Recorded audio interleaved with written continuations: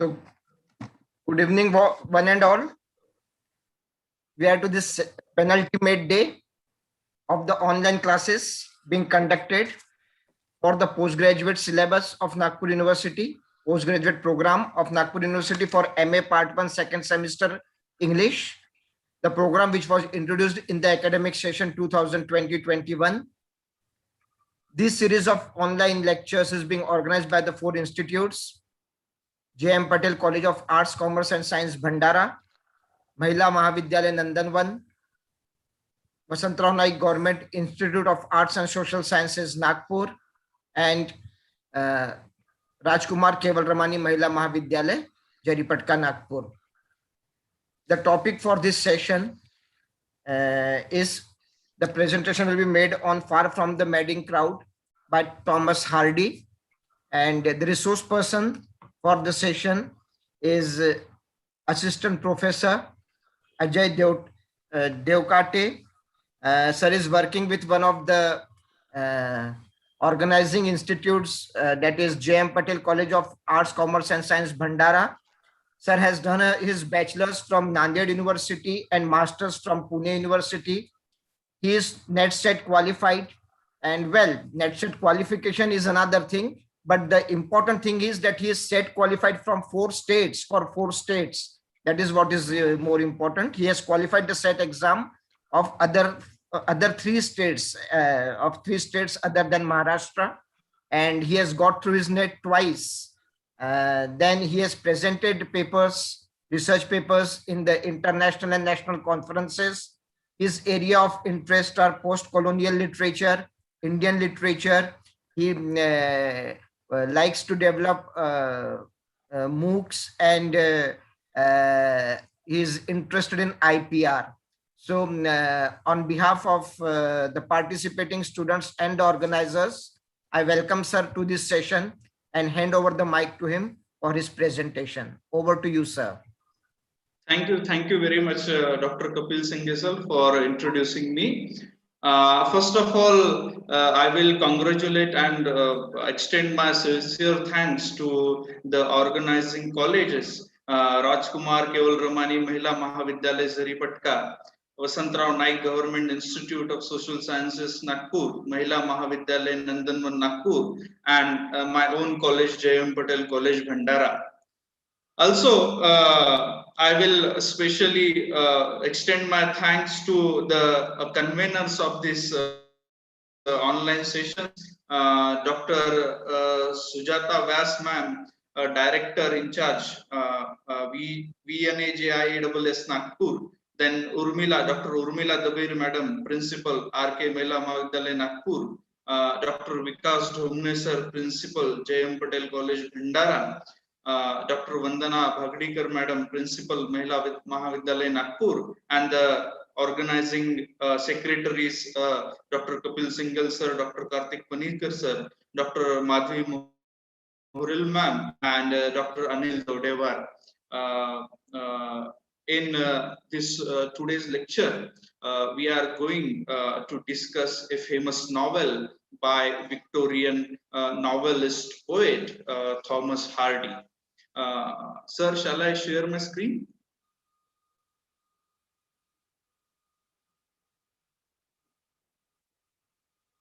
Yeah. Sir, is the screen visible? Hello. Hello. Yeah, it's not visible. Okay, sir. Just.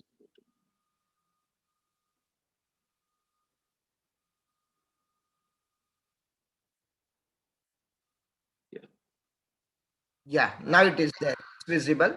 Yes, sir. Yeah, done. Yeah, thank you. So I told you that we are going to discuss the famous novel Far From the Madding Crowd by Thomas Hardy, a famous Victorian novelist and poet.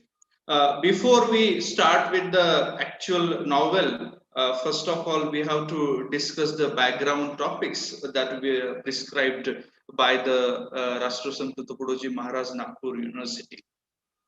So, in the background topics, there are some authors and their contribution to the Victorian era or the English literature. Especially, we are referring about the Victorian period.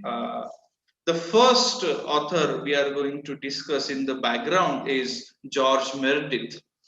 He was born in 1828 and died in 1909. Of course, we are talking about the Victorian period. It means he was a Victorian poet, novelist, and his novels noted for his brilliance, dialogue, aphoristic quality of language. Especially Meredith's works, the literary works, distinguished by the psychological studies of character. He focused on the psychological study of character and highly subjective view of life, right? Also, he regarded women as a truly the equals of men. So it is a matter of equality that he is treating the women equally with the men of the Victorian society, because Victorian society was dominated by the men, and here somehow he is trying to uplift the women through his literary character. His best known works are The Ordeal of Richard Feverel, which is published in 1859, then The Egoist, which is published in 1879. For his work and for his contribution, he was called the last great Victorian, also the Dean of English Writers, and the Grand Old Man of Letters by newspaper on his 18th birthday. So it was a kind of a success to him, that newspaper, what we call, remembered him by these all what we call names, the Great Victorian, the Grand Old Man of Letters, and all those.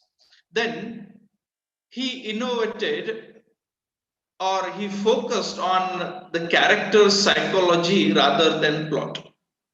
So when we talk about novel, as we know that the plot is the soul of the tragedy, or what we call plot is the soul of the novel, as we know that we have studied. But here, instead of focusing on plot, George Meredith focused on the character's psychology. What is the view of character? How is the psychology of character? How the psychology of character is developing the novel? So he is in detail. He is studying the psychology of his literary characters. He is not focusing on the plot. He is not focusing on the events. Throughout his career, Meredith explored the bounded role of women in society. Already I told you, he is trying to uplift the Victorian woman. Then he contended the civilization can only flourish when men and women are equal. By his thoughts, he was a modern man, and he said, until and unless the men and women are equal, there will be no growth and no what we call good days of civilization. There will be no growth of civilization until and unless there is equality among the men and women. He was most concerned with the writing psychological novels, already I told you, portrayed the triangle motivation of individuals, and explored the disparity between public and private aspects of the self. So, in short, the Victorian poet and novelist George Meredith, through his novels and his writing, he focused on the psychology of the character. He focused on the psychological study of the character. So it is not what we call regular thought of developing of plot, focusing of plot, right? His focus was on the psychological aspect of the character. So this was the first character, the first author, George Meredith. The second author we are going to discuss is Henry James. Henry James, born in 1843 and died in 1916. It is said that he established novel as an art form. It is the most important line about him. It is said that he established the novel as an art form, right? Because he is focusing on the artistic value of the novel. Now you'll ask her, what is that artistic value? What is mean by artistic value? To him, I'm quoting here, to him, the novel was primarily an art form to be judged solely by artistic canons, concerned not with moral purpose, but with the objective and impartial presentation of the reality of life. He said, do not judge a novel with a moral purpose. Moral purpose means what is right and what is wrong. Just give it an artistic judgment. For James, novel is a persona, it is a direct impression of life. So do not judge novel by what is right and what is wrong.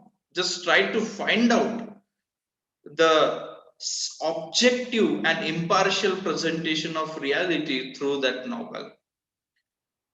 Then what were the themes of his novel, how he wrote the novels? Generally, the impact of one type of society upon the product of another in the study of the process of adjustment, their effect on development of the individual character.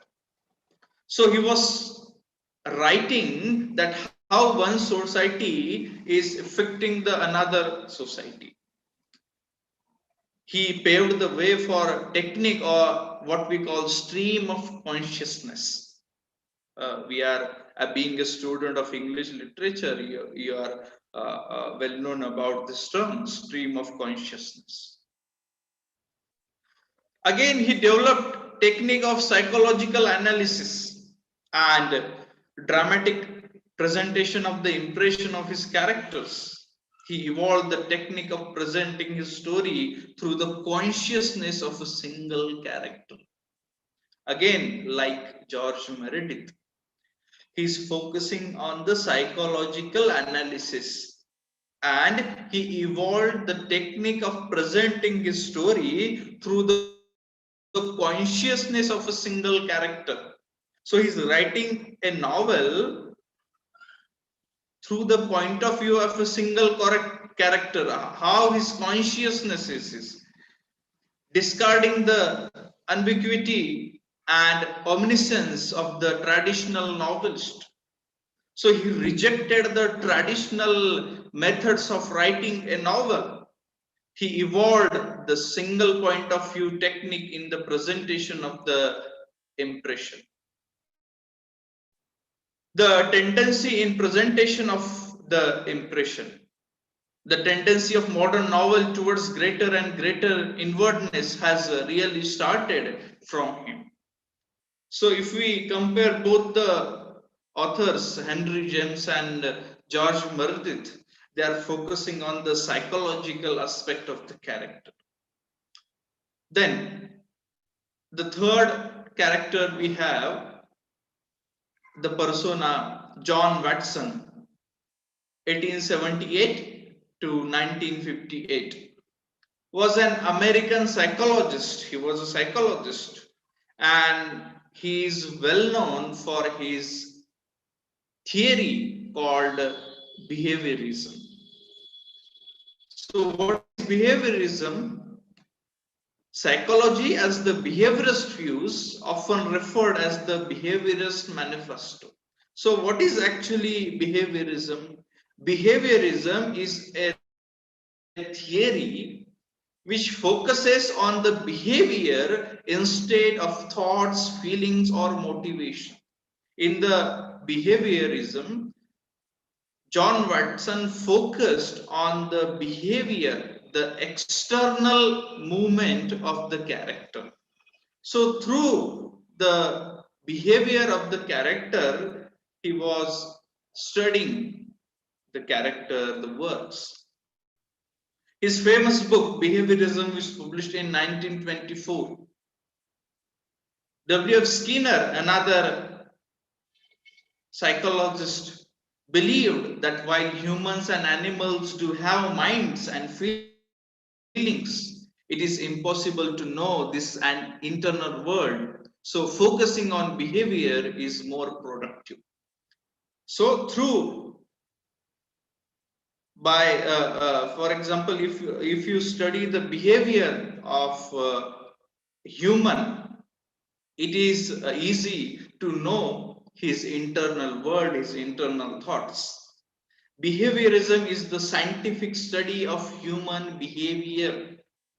Behaviorism is the scientific study of human behavior. You just need to observe, you just need to analyze the behavior of human being. It is a real goal to provide the basis for prediction and control of human beings. Given the situation, to tell what the human being will do, given the man in action, to be able to say why he is reacting in that way. So it is a kind of like a scientific study of a man, and you can conclude, you can what we call give the prediction of the internal thought of a human being by studying his outer behavior. So this was the theory, behaviorism, which is introduced, established by the John Watson in his famous book Behaviorism, which is published in 1924. The next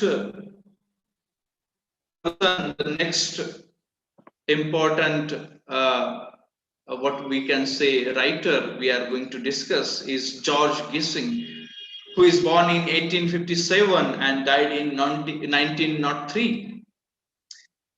He was an English novelist, and he was famous for the unflinching realism, and he focused on the realism of lower middle class.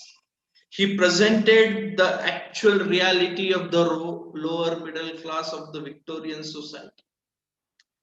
Gissing concentrated on society's unpleasant side and the travels of the lower classes. Through his writing, he portrayed the darker side of the lower middle class. He showed us the black truth of the society, how people are living, how people are struggling for their life. His novels deals with the growing commercialism of the literary market, situation of emancipated women, which is a male-dominated society. Now only we discussed that George Meredith, through his writing, he tried to uplift the women of the male-dominated society. Also, he focused on the poverty of the working class. Poverty means the problems of the lower middle class, and marriage in disadvantaged world. So, when we talk about the problems of the common man, all these aspects comes under it, like commercialism, religious, then emancipation of women, poverty, marriage. All these themes were discussed in the common man's problem. Gissing's work were significant contribution to the development of naturalism. His works contributed to the development of naturalism. What he did? Seeks to portray common values of the ordinary individual. Through his writing, he represented the ordinary individual, common man. Survival, determinism, violence, taboos as key themes used in his works. Especially, I'm quoting it, that the conflict in naturalistic novel is often man against nature or man against himself.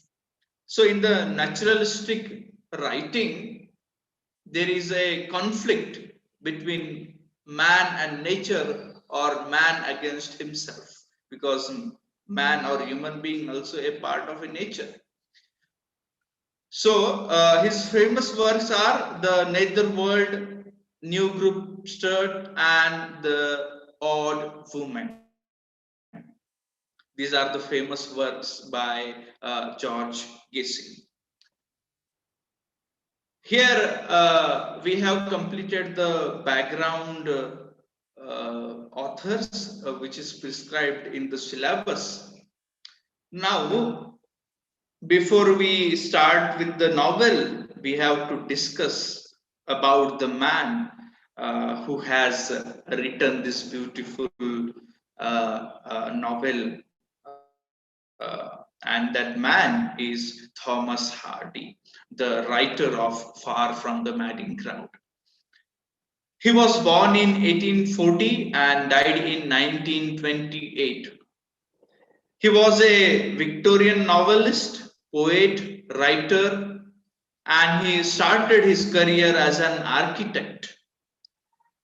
But he left his career as an architect after he realized that he is very much interested in the literary writing.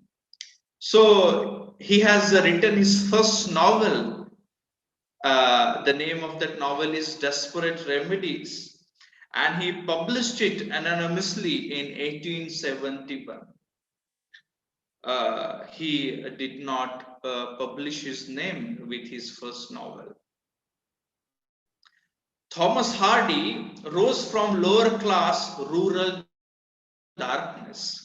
So he experienced the problem of the common man, the problem of lower class.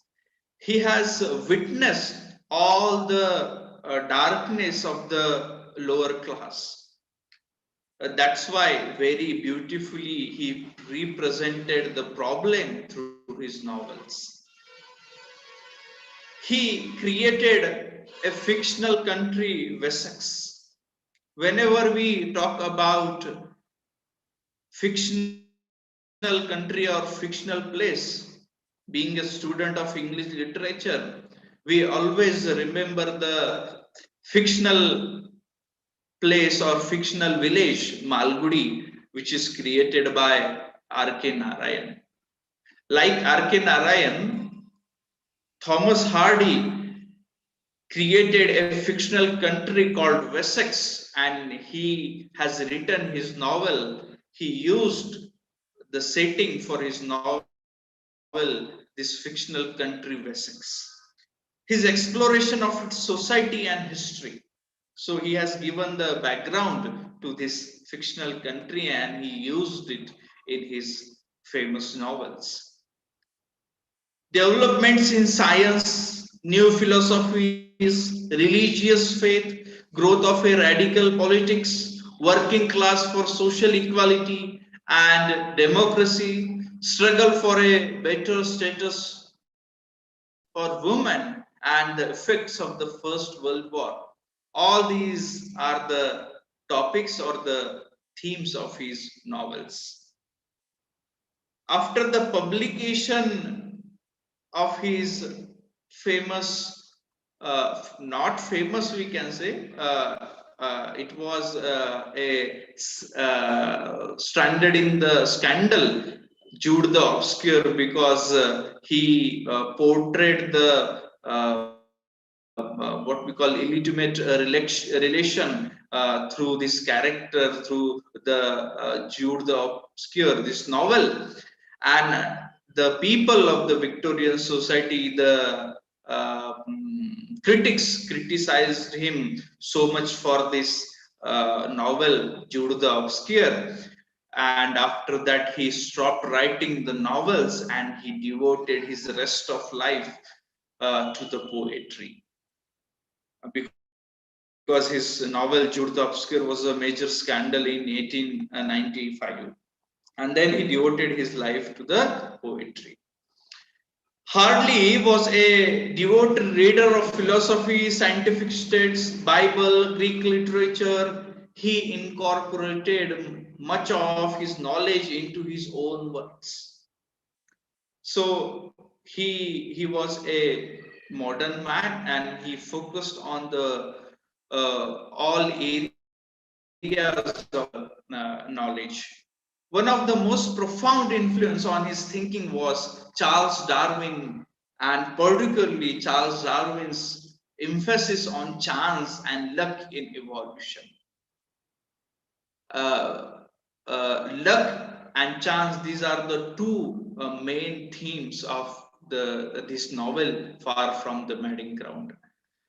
Far from the Madding Crowd has the two main themes, chance and luck, because Thomas Hardy was influenced by the Charles Darwin.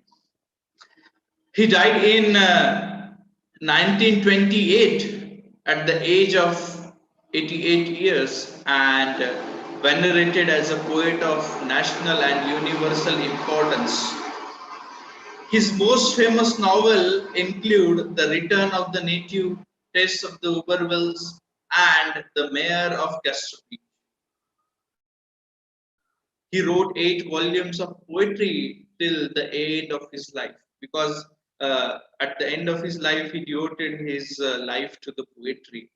He stopped writing after writing his novel Jude the Obscure. This was the introduction of the Thomas Hardy, Victorian uh, novelist and poet. So this is, I hope the map is visible to everyone, and this is the fictional village, fictional country of Thomas Hardy. You can see Thomas Hardy's Wessex, right? So on the basis of this fictional country, he wrote his well-known novels. Then the composition and publication of the novel we'll see in a short. This book means Far from the Madding Crowd, published serially in 1874 in a Cornhill magazine, which is edited by Leslie Stephenson. And Far from the Madding Crowd, this is the fourth novel of the Thomas Hardy. And Hardy's central concern in his writing was the problem of modernity in a society that was rapidly becoming more and more industrial.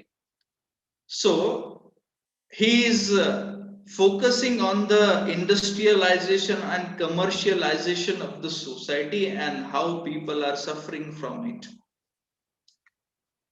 He was interested in rituals and histories of the part of England as well as dialect of its locals. The title of the novel, Far from the Madding Crowd, suggests avoidance of the life of a city. So far from the madding crowd, that madding crowd denotes that you should avoid the life of a city, because life of a city is surrounded by the rapid growth of industrialization and the commercialization. Also, he is focusing on the modernized government, crowds, and industries. And he's trying to avoid this crowd, he's trying to avoid the life of a city. Hardy portrays the innate capacity of women to be strong through the character Bathsheba Everdeen, the female character, the heroine of this novel. He has portrayed the innate capacity of a woman to be strong, resourceful, and independent in a social world. Because this social world, this Victorian society, is dominating to the woman. The novel is also one whose preface of the first time chalks out the geographical dimension of his Wessex. First time in this novel, Thomas Hardy chalks out the dimension of his fictional country, Wessex. Already I showed you in that map. So this was about the composition and publication. Now we will discuss the major characters of Far From the Madding Crowd, because if we do not understand the relationship between the characters, we will not able to understand the plot. We should understand the relation between the characters. So the first character is Bathsheba Everdeen, the what we call, we can say, protagonist or the main character of the novel, because the whole novel is revolved around this character, the spirited young mistress of a large farm. She is doing a business, she is handling everything, and she is represented as a modern lady. She is represented as an emancipated woman who is living in a male dominated society.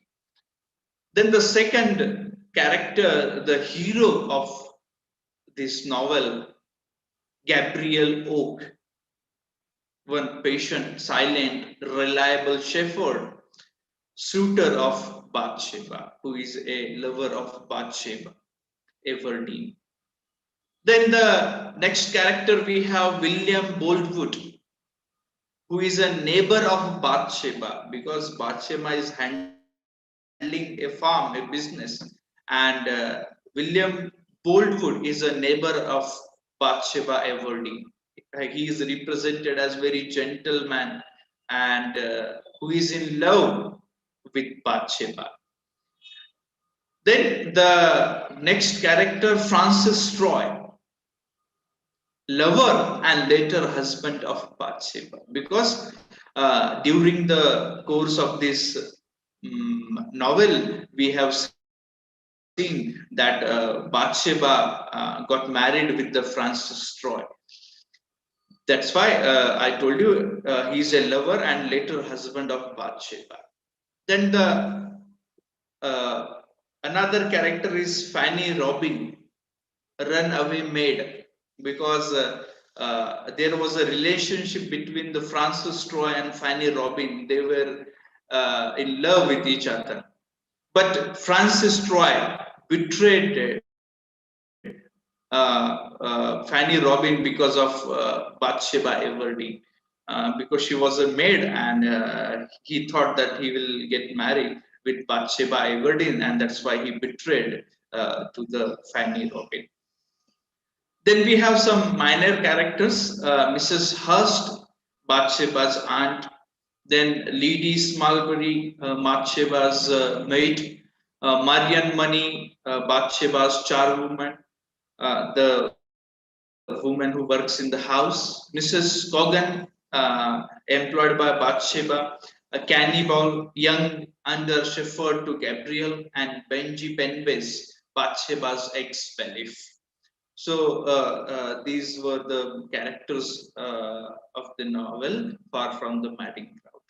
Right. So first of all, remember this: Bathsheba Everdeen, the heroine, the main character; Gabriel Oak, shepherd; then William Boldwood, neighbor of Bathsheba; Francis Troy, lover and later husband of Bathsheba; and Fanny Robin, runaway maid, who was in love with Francis Troy. Now we will come to the plot of this novel, Far From the Madding Crowd. Now I hope you understood what Thomas Hardy is trying to tell us through the title. Far from the madding crowd means avoid the city life. The real life is in the village. Let's discuss the plot of this novel. Bathsheba is depicted as a beautiful woman, and who is handling everything, and she has the responsibility of the all land and farm. She is handling it with a what we call courage and confidence. And there is a neighbor, Boldwood. She actually, first of all, Bathsheba asked the Boldwood that marry me. Uh, Actually, this was the proposal from Bathsheba to the Boldwood, that will you marry me? But after that, Bathsheba turned down the proposal of Boldwood.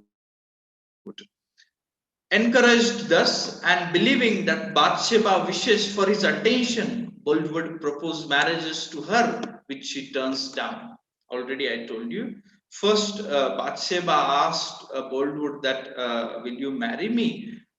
She asked for the marriage proposal, but when in a reply, he asked to her for a marriage, but that time Bathsheba turns down the proposal of Boldwood. So Boldwood is a very rich man who is living a rich life, luxurious life, and Bathsheba is impressed by his life. But later on, Bathsheba refused his proposal. In the meantime, Sergeant Troy, an unprincipled man of questionable reputation, seduced her affection with a dazzling display of his swordsmanship, smooth talking, and they eventually wed hastily in Bath. Bath is a place. After the boyhood, she was impressed by the Sergeant Troy. He was a man of a military, and because of his dashing behavior and his handsomeness and his smooth talking, because of his qualities of swordmanship, she was impressed by his overall character and weds with him in a Bath. Bath is a place. Despite Gabriel Oak warnings her against the Troy's reputation.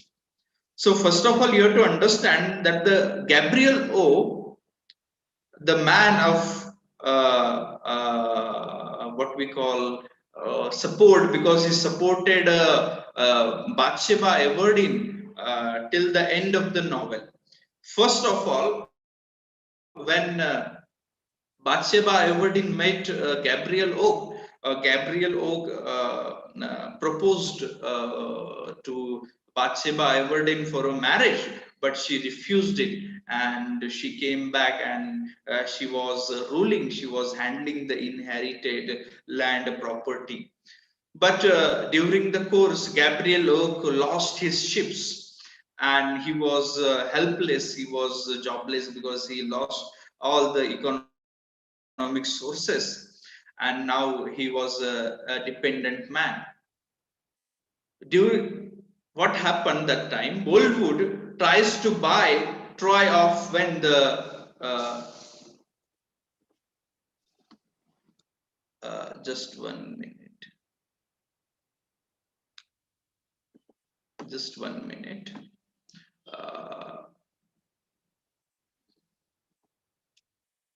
Okay, we'll do one thing. We'll come to the because I have moved to the next slide. Just sorry for this. Just wait a minute. Yeah, because I have started directly with the previous slide. So I told you that this novel, Far from the Madding Crowd, was set in the Hardy's Wessex, which is the southwest of England, beginning in the 1840s. And Gabriel Oak, who is a 28-year-old shepherd and aspires to be a farmer with his own flock of sheep. Then he meets and proposes to the alluring Bathsheba Everdeen. He proposed Bathsheba Everdeen, who has recently arrived in the Hamlet. Hamlet is a place, but Bathsheba Everdeen refused the proposal of uh, Gabriel Oak. But she turns him down because he seems too plain and is unpropertied. She turns him down. She rejected the proposal of Gabriel Oak because she feels that he is unpropertied. He has no property. Disaster strikes soon as Gabriel's 190 flock of ships died due to that natural calamity, and he was jobless, he was helpless. About the same time, Bathsheba inherits her uncle's farm near Weatherbury. She inherited her uncle's farm, uncle's property land.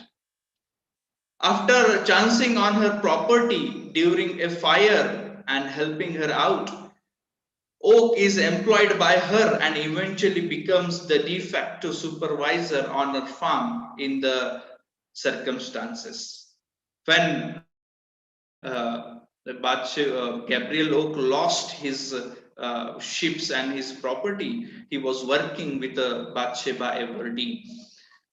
Then Bathsheba, already I told you, she was depicted as a beautiful and brute woman, and she refused the proposal of Boldwood.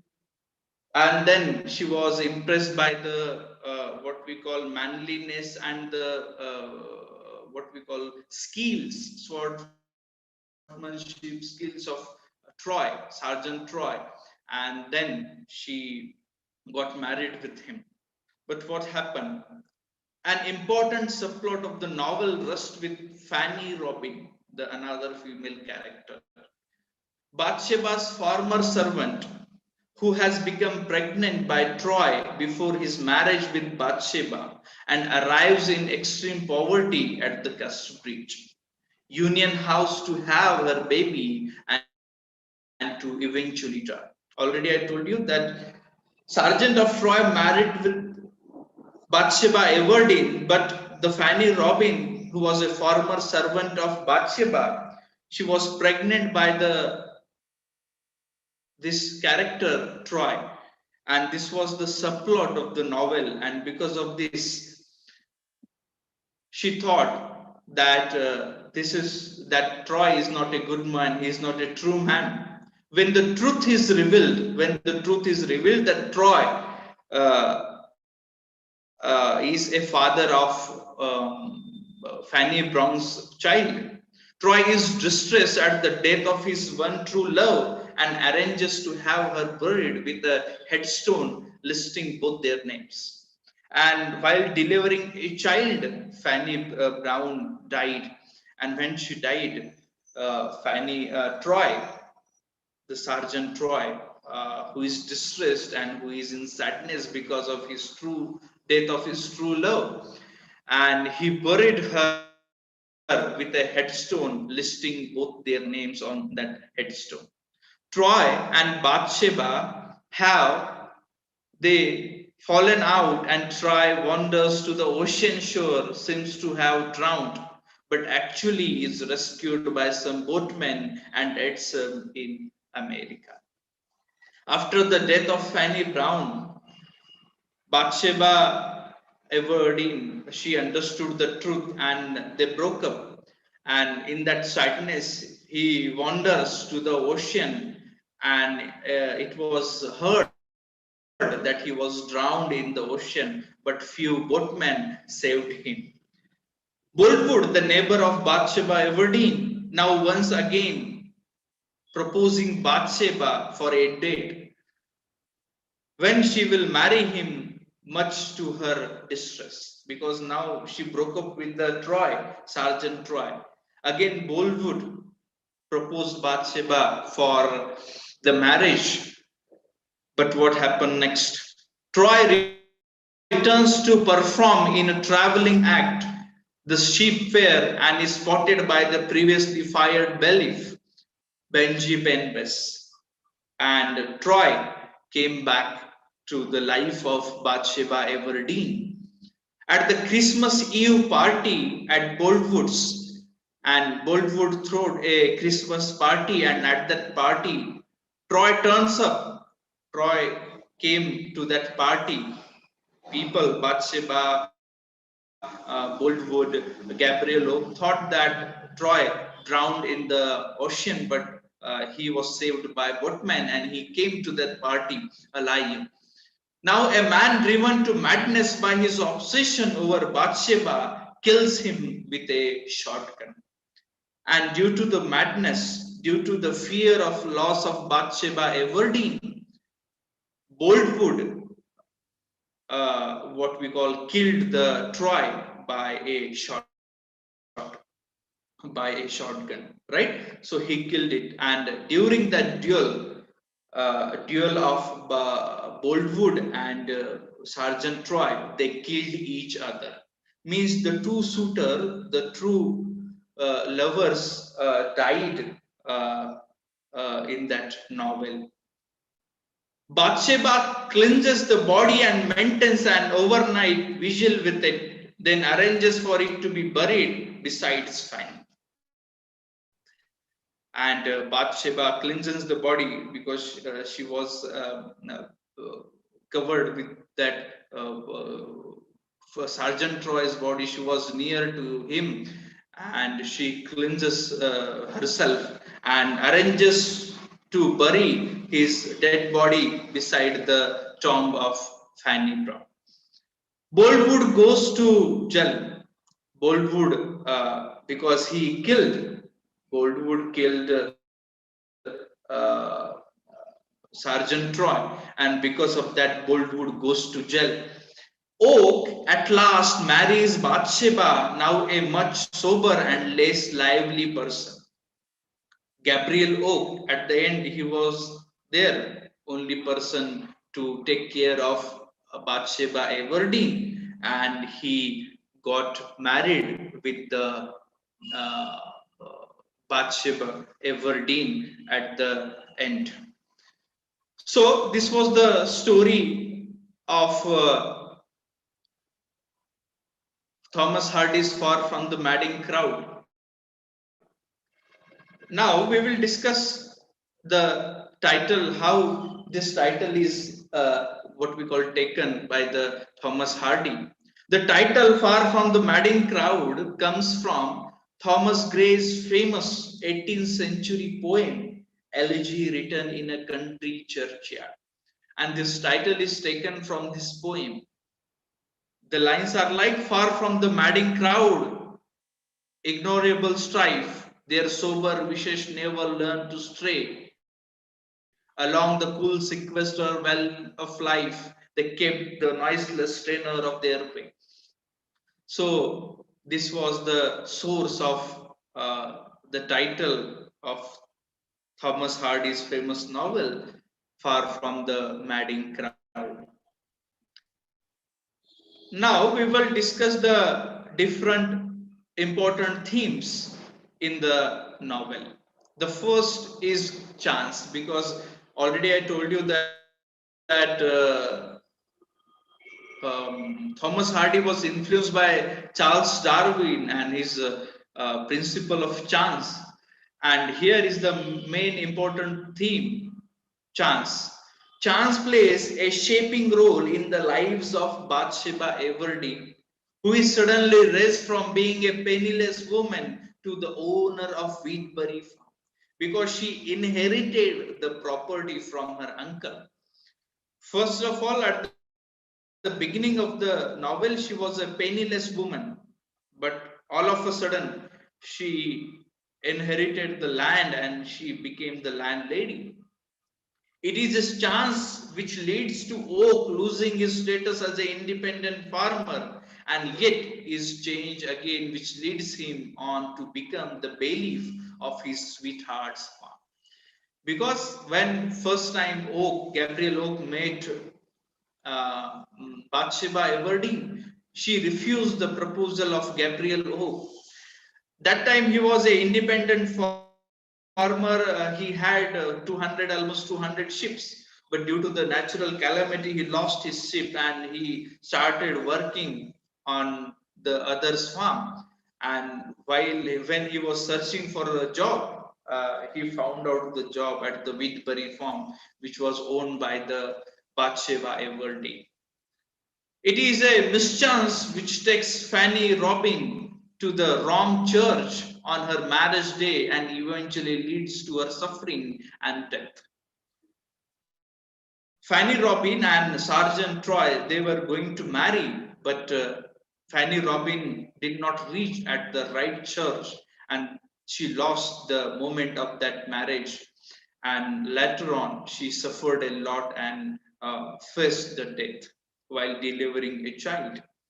It is also chance which destroys Boldwood's final joy of acquiescing Bathsheba into promising to marry him as her missing husband Troy returns.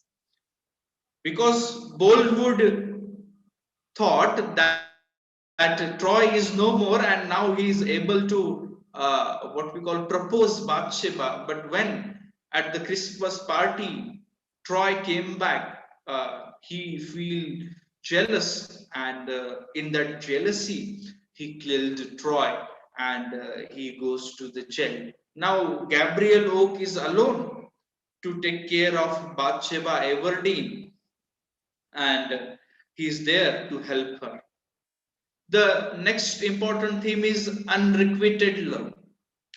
There is no mutual love between the two characters. Gabriel's love for Bathsheba, that was the one-sided love. Boldwood's passion for Bathsheba also, that was one-sided. Because she refused the proposal of Boldwood, she refused the proposal of Gabriel also.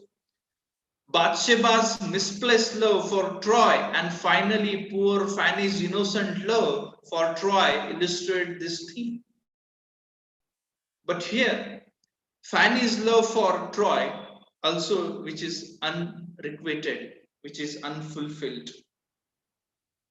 Then the concept of class structure. This is the important theme of the Victorian society, the Victorian novels. Bathsheba's earlier rejection of Gabriel Oak, farmer Boldwood's consciousness of his superiority, because Boldwood feels that he is very superior, and Bathsheba rejected Gabriel Oak because he did not own that much land or property. Troy's attitude towards the rural folk and Bathsheba's treatment to her farm workers and her maids are examples of this class structure. Through the behavior of the characters, through the what we call consciousness, or through the rejection of the Bathsheba, we can understand, because of the class structure, because of the superiority of Boldwood, he what we call consider the other characters very low, and because of the inferiority of the Gabriel Oak, Bathsheba Everdeen rejected the proposal of Gabriel Oak. So there was a class structure in this novel, far from the madding crowd described by the Thomas Hardy. Then nature is also important theme, because nature as a shaper of fates of the human characters. Because Bathsheba, she was very much what we call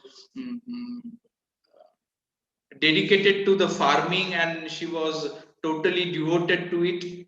Hardy refers to nature as the mother of man throughout the novel, and he represented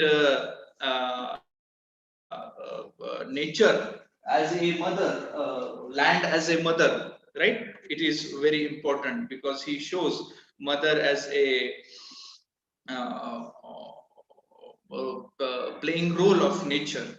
He describes Bathsheba Everdeen as a fair product of nature in the feminine kind. He again refers to nature as a mother. Much later in the novel, when Hardy describes an imminent storm and the animals as they sense its presence, he again refers to nature as a mother of humanity. Then nature attempts to warn its children to prepare for a fall weather, but Bathsheba Everdeen did not notice the warning of the nature, and because of that, she was suffering of the loss of the crop, which is protected by her in the safe place. But its advice is ignored and portrayed as enemy. If you ignore the alarming sign, if you ignore the what we call advice of the or the alert of the nature, you have to face the difficulties, you have to face the loss. Then the catastrophe. Gabriel's loss of his entire flock of sheep at the beginning of the novel changes his life, leading him to seek work in Bathsheba's farm. When he lost his 200 sheep, he lost everything, and he was searching for a job, and finally he got the job of a bailiff at Bathsheba's farm. Nature's furry and stormy nights bring Gabriel and Bathsheba together when she begins to appreciate his commitment and loyalty despite her rejection of his proposal to marry him. Why Bathsheba accepted Gabriel Oak? Because she was impressed by his commitment and by his loyalty, because Gabriel Oak helped her a lot to save her crop. And that was the main thought which impressed Bathsheba to accept the love of Gabriel, because at the first she rejected his proposal. Fate, the next important thing, fate and circumstances rule hard is rural world, because always the common people feels that the fate is doing everything. Fanny turns up at the wrong church to marry Sgt Troy. If this marriage had taken place, one of Bathsheba's options would have been removed, Fanny's tragedy averted. Because if the Fanny should have reached at the right church, that day only Fanny and Sgt Troy would get married, but that was not the time. So this is the return of Troy and nick of the time when Bathsheba agrees to keep her promise to marry Boldwood after the official mourning period of the widowhood is over. Because Bathsheba accepted the proposal of Boldwood after she came to know that the Troy is no more, she is drowned in the ocean, but he came back. And what happened? The result is shooting of Troy by Boldwood and his imprisonment as a consequence. Due to the jealousy, Boldwood killed Sgt Troy and he goes to the jail. Destiny brings a happy ending to the story with Bathsheba acceptance of Gabriel and marriage to him. And finally, Boldwood, he goes to the jail because he killed Sgt Troy. Sgt Troy is killed by the Boldwood. Then the last one, the only character is Gabriel Oak, who is taking care of the Bathsheba Everdeen. Then the pastoral ending. Pastoral ending is the rural ending. What is the what we call romantic ending? The ending of the novel has been criticized as being tame and unromantic. The Far from the Madding Crowd, this novel has been criticized as tame and unromantic, because it seems that the union of Bathsheba and Oak is not natural and convincing. Why? Because Bathsheba refused the proposal of Gabriel Oak at the beginning of the novel. And why now she is accepting his proposal at the end? So this union is not natural according to the criticizers. It is not convincing. Bathsheba had never looked upon Gabriel as a possible husband, because she refused the proposal of Gabriel Oak. Then she got married with the Sergeant of Troy. after she came to know that he drowned in the ocean, she accepted the proposal of Boldwood, thought of Gabriel as a possible husband, except taking his love for her as granted. Because when the Sergeant of Troy is dead, when Boldwood goes to the jail, then only she accepted the love of Gabriel Oak. Just because he has become vital to her for looking her farm and business. It might be a thought of Bathsheba Everdeen that Gabriel is the only person who can protect her, who can take care of her land, and that's why she might have accepted the proposal of Gabriel. Many readers or criticizers welcome the happy ending because they would like to see the Gabriel Oak rewarded for his loyalty. From the beginning of the novel, Gabriel Oak is very loyal to Bathsheba Everdeen. Even then she rejected the proposal of Gabriel Oak. Gabriel is very loyal and he devoted his life to the Bathsheba's land and Bathsheba's business. Bathsheba's a fit ending to a novel, at least apparent pastoral pattern, and it has some pastoral ending we can see. Now, summing up, we will conclude this novel. Thomas Hardy, through this novel, reflects the philosophical, spiritual, and social milieu of the age, the Victorian age. The novel, under focus, far from the madding crowd, its very title, you expect a pastoral, idyllic setting. Pastoral means rural setting. An exception which may not hold true after you read the novel. Ideally, the end was not expected to the beginning readers. Hardy broach topic and themes such as the relationship between sexes with greater frankness and starkness. This title, Far from the Marrying Crowd, suggests avoidance of life of city, right? Modernized government, crowd, right? And he has shown the situation of a modern man. Bathsheba stands out as one of the earliest powerful independent woman character in the Hardy universe. She is trying to show the emancipation of women, how woman is also equal to the men. And through her, Hardy portrays the innate capacity of woman being strong. Also, thematize the importance of man's connection to and understanding of the natural world, because we have seen that how because of the nature he lost his property, he lost his ships, and Bathsheba Everdeen also, she was about to lose her crop. So understanding of the nature is very important. The connection of man and nature is very important. Gabriel O, the husband at the end of the novel, embodies Hardy's ideal of life in harmony with the forces of the natural world. So he's represented a man who is in a connection with nature.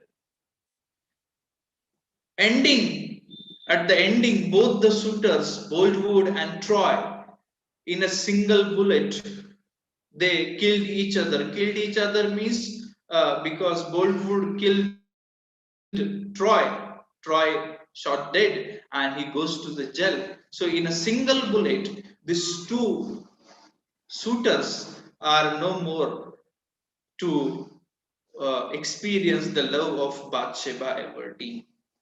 It enables the novel to end on a happy note, as there is nothing to come in the way of the union of the late P. Now there is no one to disturb Gabriel Oak and Bathsheba Everdeen.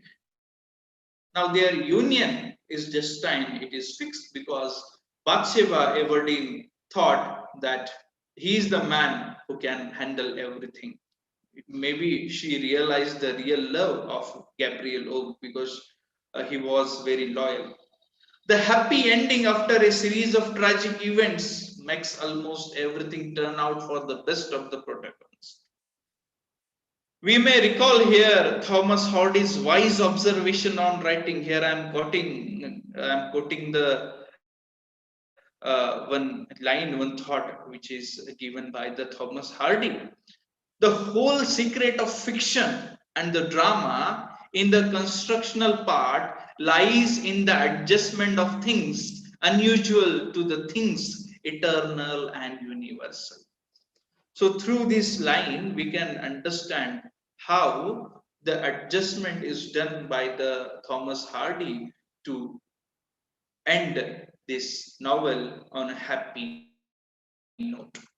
So there is a famous quote from Far From the Madding Crowd: all romances end at marriage, and the romance of Gabriel Oak and Bathsheba Everdeen end at the marriage. So this was the story of Gabriel Oak and Bathsheba Everdeen, who came together at the end of the novel. So this was the uh, novel by Thomas Hardy. That's all.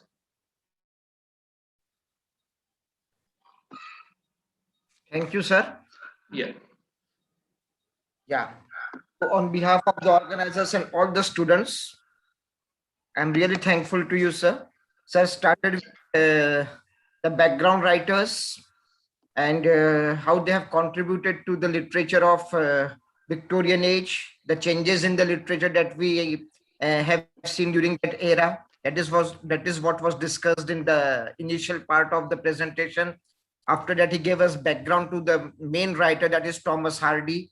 Then we were given the slide showing map of Wessex, the region of Hardy's novel. That is what we had. And as it is important to know the major characters and the relationship to understand any story of any novel, that is what sir has done. And he introduced us to the major characters.